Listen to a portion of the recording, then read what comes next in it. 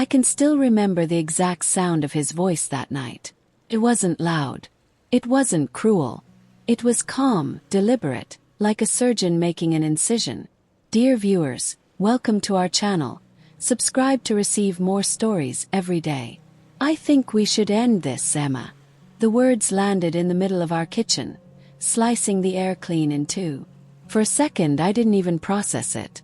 I just kept stirring the pasta sauce, the wooden spoon moving in slow circles as steam fogged the window. The smell of garlic and basil filled the room.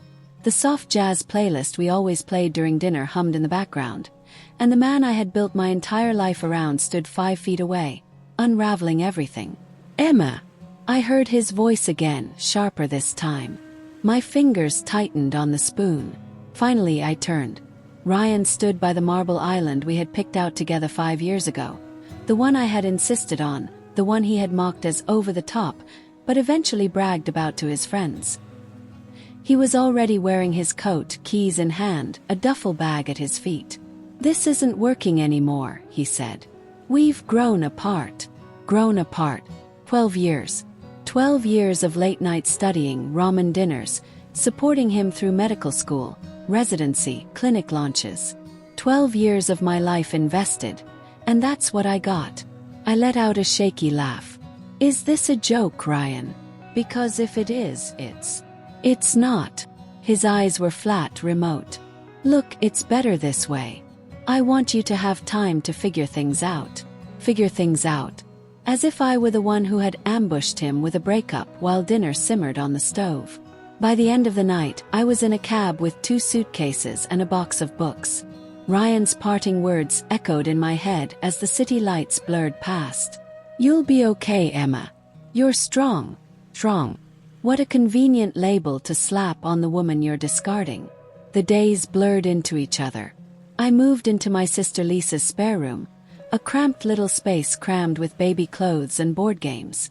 Lisa wrapped me in a blanket of care. Endless cups of tea, bad rom-com marathons, long walks through the park where I mostly stayed silent. I barely checked my phone. When I finally did, the texts were there. From Ryan. "Please sign the papers when you can. I'm sending the lawyer's contact. It'll be easier if we don't drag this out." I didn't respond. The papers came in a thick envelope, a tidy summary of our 12 years, boiled down to signatures and stamps. My name was missing from almost everything. The house, his car, the medical practice we had built from the ground up. Even the savings account I had once deposited my paycheck into to help him cover tuition. Gone. I sat on Lisa's floor. The papers spread around me like funeral flowers. "Are you seriously going to just sign that?" Lisa demanded, arms crossed as she loomed in the doorway. "What choice do I have?" I whispered. "The choice to fight," she shot back. "Emma, you didn't just cook his meals and iron his shirts. You ran his life.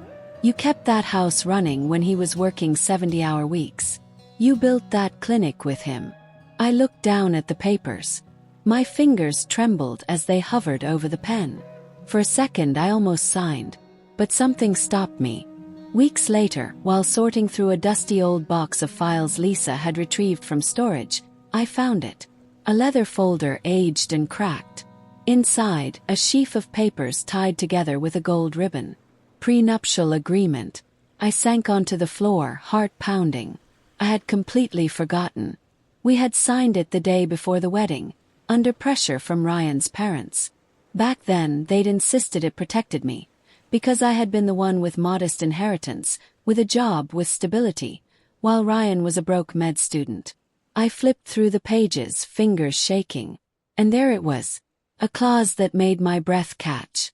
In the event of divorce, the parties shall divide all marital assets equally, including but not limited to any current or future medical practices, investments, properties, and income.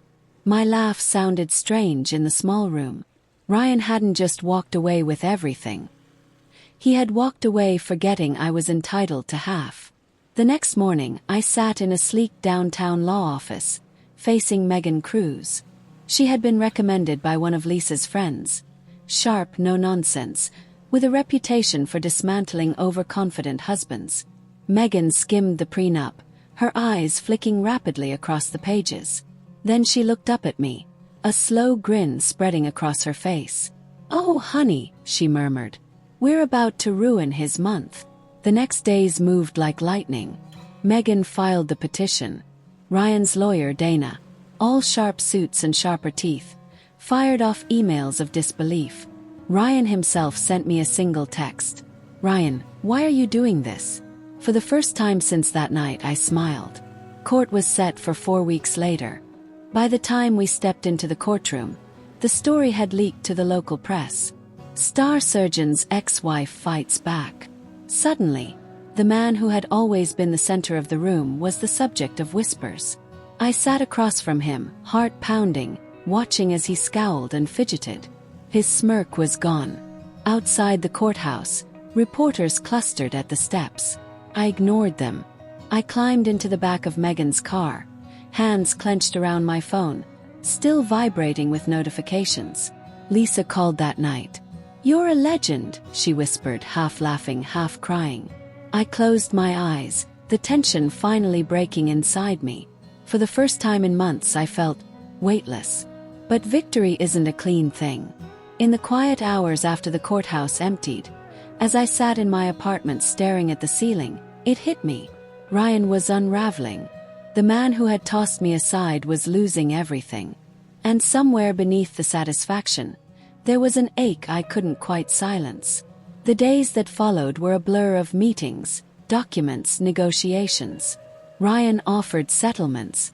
Megan countered. Dana threatened to go public. Megan smiled sweetly and hinted at tax audits. Every day, Ryan chipped away at the walls he had once built around me. Walls of power, of money, of reputation. And every day I grew taller, stronger, clearer. And then, 1 week before the final ruling, something shifted. Ryan didn't show up to a scheduled mediation. Dana sent a terse email. "We need to discuss. Urgently." Megan's brow furrowed as she read it. I watched her expression change, saw the first flicker of surprise in the woman who never flinched. "What's going on?" I asked. She looked up, eyes sharp. "Ryan's selling the practice." The news hit me like a punch. "Selling the practice," I repeated, my voice thin over the phone. Megan's voice crackled through the line. "Yep, we're just broke. He's cutting his losses." I squeezed my eyes shut, sinking into the worn armchair in Lisa's living room. My heart raced as I tried to process the implications. "Why would he do that?" I whispered. There was a pause on the other end. Megan spoke slowly. "Because, Emma, you're entitled to half. And if he can't keep the practice afloat, he's going to cash out before the judge divides it." For a moment, the air seemed to thin in the room. The practice had been ours. I was there when he saw his first patient. I helped pick the logo, paint the walls, set up the online portal. I had poured myself into that clinic the same way I'd poured myself into the marriage. And now, Ryan was ready to torch it, just so I couldn't have it. The next days were a storm. Reporters swarmed the courthouse. Articles popped up online. A few former friends, doctors' wives I'd once hosted for wine nights, reached out with concerned texts trying to fish for details. But what caught me off guard were the strangers. Women I didn't know sent me quiet messages of support. Women who had seen their own marriages crumble under the weight of success and ego. Women who had been discarded. For the first time in months, I felt less alone. Then came the mediation meeting. I walked into the glossy conference room, chin lifted, Megan flanking me like a general. Ryan was already seated. He looked different. The tailored suit was there, but the man inside was unraveling. His hair was unkempt. His face pale, jaw tight, a faint tremble in his hand as he thumbed through papers. Dana leaned in, whispering furiously in his ear. When he looked up at me for a moment, I saw something flicker in his eyes. Not arrogance, not anger, panic. The mediator, a calm-faced woman in her 60s, started the session. "Both parties have expressed interest in settling this without further litigation," she said smoothly, glancing at each of us. Ryan's voice was low, flat. "I'm offering the house, the cars, and a cash settlement. Megan didn't even blink. And the practice. Silence. I looked straight at Ryan. His lips pressed into a thin line. It's being sold, he muttered. My heart clenched. He was willing to burn it all, just so I couldn't touch it. That night, Lisa found me curled on the couch, knees drawn to my chest. Hey! She knelt beside me, brushing my hair back. Talk to me. I don't know if I have it in me to keep fighting, I whispered. Lisa's eyes softened. Emma, you've already fought. You are fighting. I buried my face in my hands. I didn't want it to end like this. I didn't want to destroy him. Lisa sat quietly beside me, slipping an arm around my shoulders. It's not your job to save him, Em, she murmured. It never was. The final hearing loomed. The courthouse pulsed with tension. Cameras flashed. Reporters murmured. Ryan sat across the aisle, flanked by Dana. I could see the tension in his shoulders, the white-knuckled grip on his pen. When the judge called the session to order, Megan rose with quiet authority. She laid it all out. The years of sacrifice, the prenup's binding terms, the hidden accounts Megan's team had uncovered. She painted a portrait of a woman who had not just supported a husband, but had co-built an empire, only to be cast aside. Dana fought back hard, but even she seemed to sense the tide had turned. When the ruling came, it was clear and direct. The assets were to be split. The house, the savings, the investments, and the practice. Even if sold, I would receive half the proceeds. Outside, the courthouse steps were a storm of cameras. I kept my head down, Megan guiding me through the crush. Back at home, I stood at the window for a long time, watching the sun dip below the rooftops. My phone buzzed with messages, my inbox flooded with news alerts. But I turned it all off. For the first time in what felt like years, I wanted silence. The next day, something strange happened. Ryan called. For a long moment, I just stared at the screen, his name glowing there. Finally, I answered. Emma, he said quietly. His voice sounded worn, frayed at the edges. Can we talk? We met at a quiet coffee shop, tucked away on a side street, away from the cameras. Ryan sat across from me, fingers wrapped around a mug he barely touched. I wanted to say. He trailed off, shaking his head. I didn't think it would end like this. I said nothing. I was angry, he continued. I thought I could control it. The narrative. The outcome. He looked up, eyes hollow. I was wrong. I took a slow breath. Ryan, I said softly. You didn't just end a marriage. You tried to erase me. He flinched. I didn't want to ruin you, I continued. I just wanted to reclaim what I helped build. He swallowed hard, nodding. When we parted outside, the winter air sharp around us, Ryan hesitated. I hope you find peace, Emma. I met his gaze steadily. I already am. But the story wasn't over. 3 days later, Megan called. You're not going to believe this, she said, barely able to keep the triumph out of her voice. What? The buyer interested in the practice just pulled out. My heart jumped. Why? Bad press. Investors spooked. I sank onto the couch, mind spinning. Emma, Megan said gently. You have a choice. I already knew what she meant. I could let the practice collapse, watch it crumble as a final act of severance. Or I could step in. That night, I sat with Lisa at the kitchen table, a glass of wine in hand. What are you going to do? She asked. I stared at the flickering candle between us. I'm going to rebuild, I whispered. The sun was just beginning to rise when I unlocked the front door of the clinic. It was quiet, too quiet. The waiting room chairs were empty. The scent of stale coffee hung in the air, and dust drifted in the early light. I stood there for a long moment, breathing it all in. This place had been my life once. I had painted the walls, arranged the furniture, helped write the first checks when the bank account barely had anything in it. Had been ours. And now it was mine. Megan had been the one to push. You realize you're in the strongest position, right? She'd said, perched on the edge of her desk, her glasses flashing in the afternoon light.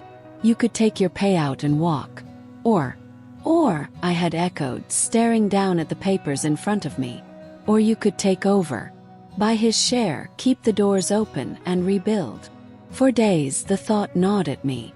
I had wanted closure. Not this. But late one night, as I sat on Lisa's balcony, watching the city lights flicker in the dark, I realized something. I hadn't just fought Ryan for revenge. I had fought to reclaim myself. The staff trickled back in slowly. First the receptionist, Monica, who gave me a hesitant smile as she stepped into the waiting room. Then Dr. Patel, one of the junior physicians, who hugged me tightly and whispered, "We were all rooting for you."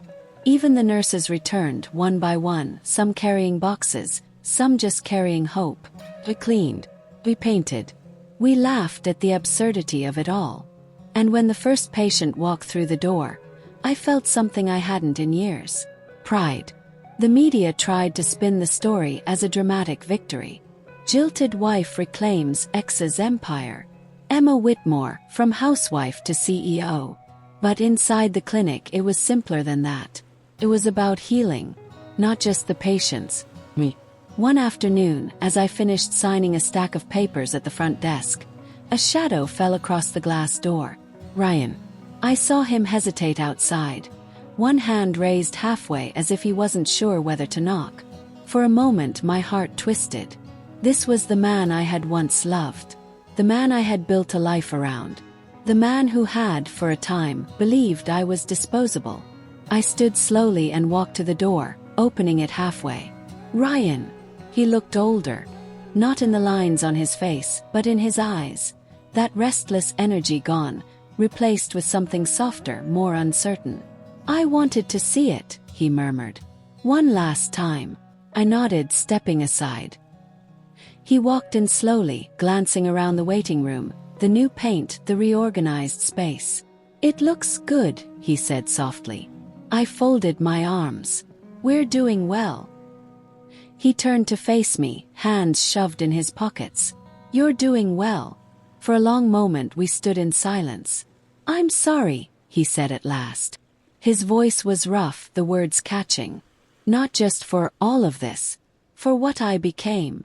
I watched him carefully. "Thank you," I said quietly. "That means something." We stood there, not as lovers, not even as enemies. Just two people who had come through a storm. And then, without another word, he turned and walked away. The months passed. The clinic thrived. Patients returned. New partnerships formed. The press eventually moved on to fresher scandals. And me. Found myself. I started running again, something I hadn't done since before the marriage. I signed up for a business course. I traveled. Small weekend trips, just me in a backpack, rediscovering the joy of being on my own. One evening, Lisa and I sat on her porch, glasses of wine in hand, the city humming below us. "You're a different person," she said, nudging me with her elbow. Smiled. "Yeah, I think I am." The official reopening of the clinic was simple but beautiful. We hosted a small event, patients and staff mingling in the courtyard, laughter floating through the air. I gave a short speech. Nothing fancy, just words from the heart. When I looked around at the faces smiling back at me, I realized something profound. I hadn't just taken back what was mine. I had transformed it. 1 year later, on a bright spring morning, I received a letter. Not from Ryan. From a woman I didn't know. She wrote of how she had followed my story in the news. How she had walked away from her own painful marriage, inspired by the woman who stood her ground and rebuilt. Tears filled my eyes as I folded the letter carefully, placing it on my desk. Sometimes the battles we fight aren't just for us. Sometimes they're for the women watching, the ones still gathering the strength to rise. That evening, as the sun dipped low, I stood on the clinic steps, the door swinging gently in the breeze. Closed my eyes, and for the first time in years I felt it. Not revenge, not triumph. I opened the door, stepped inside, and let the world fall quietly behind me. Dear viewers, thank you for watching. If you like this story, please subscribe to our channel to receive more stories every day. Share with us what you think of this story and tell us where you're watching from.